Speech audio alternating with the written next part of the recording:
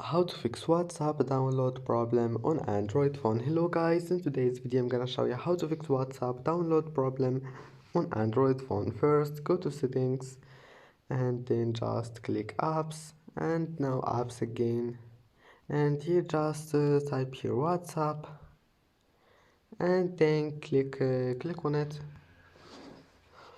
And now all you need to do just go to permissions, and here we'll find storage. You will find it like that.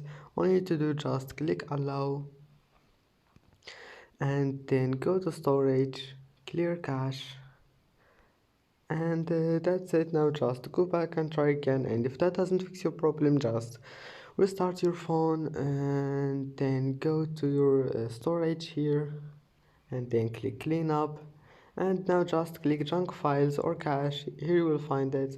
And that's it for today's video. Don't forget like and subscribe, and see you in the next video.